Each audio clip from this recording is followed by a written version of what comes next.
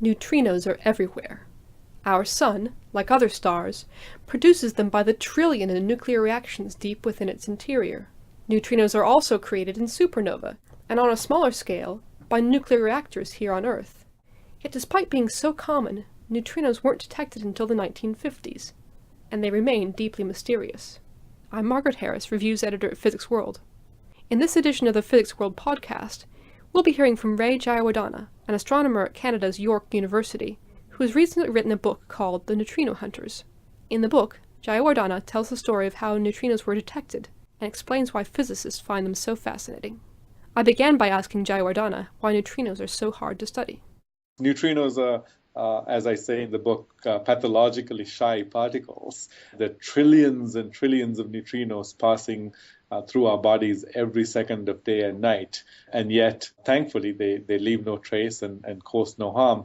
But their elusive nature also means that it's very difficult for physicists to study their characteristics, because it's only once in a while that a neutrino would interact with a neutrino detector and leave a trace of its existence. Neutrinos interact with other particles so rarely that in order to observe them, you need either a big detector or a strong source of neutrinos, and preferably both. Shortly after the Second World War, two American physicists, Clyde Cowan and Frederick Rines, thought they'd found a solution to this problem. Because they had worked with nuclear bombs and were familiar with test explosions and were comfortable around them, their first thought was to explode a nuclear bomb, because they knew that would produce a strong burst of neutrinos, and therefore they could set up their detector nearby and hope to register a handful of the neutrinos produced during that explosion. Amazingly, Cowan and Rines' idea of detecting neutrinos from a nuclear bomb got the green light from their bosses. Before they could try it out, though, Cowan and Rines came up with a better plan. They decided to set up their detector near a nuclear reactor. Reactors don't produce as many neutrinos as bombs do, but they're a lot more reliable, and obviously safer. But Cowan and Rines had a problem. Theory predicts that when a neutrino interacts with a proton, the proton will turn into a neutron and emit an anti-electron. When these two particles, in turn, interact with atoms in the detector, the result will be characteristic flashes of light, indicating that a neutrino was present. Unfortunately, Cowan and Rines found that cosmic rays, highly energetic particles that fall onto the Earth from space, also produced flashes of light in their detector. Their solution for avoiding these false alarms set an important precedent for later neutrino experiments. So this is the reason that often neutrino experiments are located deep underground or deep under the ice, is to use the Earth itself or the layer of ice as a filter to filter out other types of radiation and particles, such as cosmic rays, which would be stopped by the layer of ground or the ice, whereas neutrinos have no trouble at all zipping right through and therefore reaching the neutrino experiments that physicists set up. The experiments by Rines and Cowan proved that neutrinos do, in fact, exist. But their experiments, which took place in the mid-1950s, were far from the end of the story. The next step was to learn more about how neutrinos behaved. That's where another important pair of physicists, Ray Davis and John Bacall, entered the picture. Jayawardena tells their story.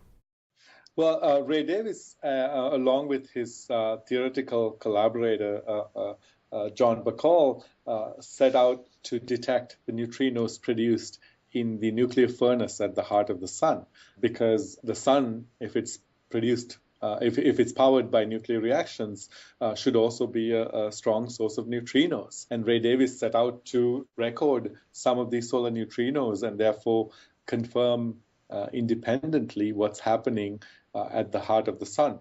He set up his detector in a mine in South Dakota, and for decades he was registering many fewer neutrinos than John Bacall's theoretical calculations suggested should be reaching us from the sun.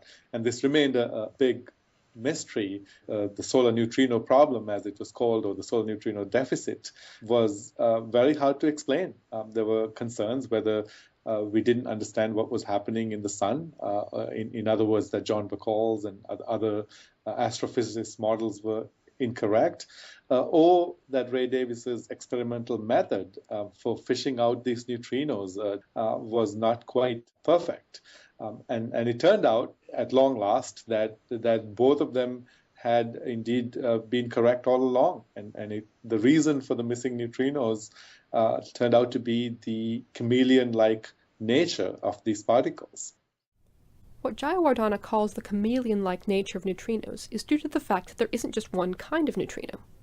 They come in 3 different types, or flavors, and as they travel through space, they oscillate between these 3 flavors, morphing from one to another and back again. But Davis's detector could only see one of these flavors, hence the deficit. The idea that neutrinos might oscillate didn't come out of the blue. Decades earlier, a theorist, Bruno Pontecorvo, had predicted that such oscillations would occur if the neutrino had a small mass. But in the 1970s, that was considered unlikely. The original form of the standard model of particle physics developed starting in the 1970s assigned a mass of 0 to neutrinos. In other words, they were considered to be massless particles. But through the discovery that neutrinos in fact come in multiple flavors and oscillate among them, now we know that neutrinos are not massless. So that's already, in some sense, a modification to the standard model of particle physics. The fact that neutrinos have mass is, so far, the only firm evidence we have of physics beyond the standard model. Physicists hope that future neutrino research will reveal even more gaps in the theory. But Jayawardena also thinks that neutrinos could open up new horizons in his own field of astronomy. Well, the most exciting prospect for neutrino astronomy, of course, is a supernova exploding in the Milky Way galaxy.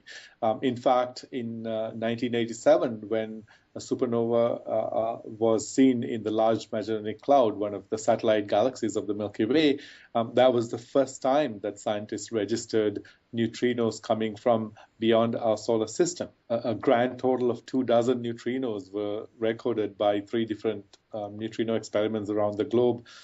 Today's neutrino detectors are a lot more sensitive, a lot bigger, and therefore, if a supernova were to explode in our galaxy, there's a good chance that those detectors would register up to hundreds of thousands of neutrinos rather than a few dozen, and therefore reveal a lot about precisely how the supernova explosion unfolds. If you could follow the neutrino flux, the arrival of neutrinos, and time their arrival, neutrinos would reveal whether that supernova explosion produced a neutron star or a black hole, because the neutrino stream would come to an abrupt end if the core of the supernova turned into a black hole. Whereas if it produced a neutron star as the remnant, then one would expect that neutrino stream to die down a bit more gradually. The future of neutrino astronomy seems bright. In 2013, scientists working on the Ice Cube neutrino detector in Antarctica announced that they had detected neutrinos coming from beyond our solar system. Physics World picked this achievement as its breakthrough of the year, but it's possible that neutrinos and their antimatter cousins could hold the key to answering an even bigger question. Finding out if there is a slight asymmetry between the characteristics of neutrinos and antineutrinos could tell us potentially how our universe came to be dominated by matter over antimatter, because we expect soon after the Big Bang there should have been equal amounts of both, and yet here we are in a universe dominated by matter. How that asymmetry came about is one of the most profound and difficult mysteries of cosmology. From the matter-antimatter asymmetry to gaps in the standard model, many of the biggest questions in physics seem to revolve around neutrinos. Whether our experiments will prove up to the job of answering these questions is, of course, a separate matter. But one thing is clear. For a particle that mostly zips through the universe with barely a trace, the neutrino is turning out to be remarkably important. That brings us to the end of this podcast. We'll be back next month with another edition, and in the meantime, you can read a review of Ray Jayawardena's book, The Neutrino Hunters, on our website, physicsworld.com. There you'll also find all the latest physics news, analysis, and features. Thanks for listening, and goodbye.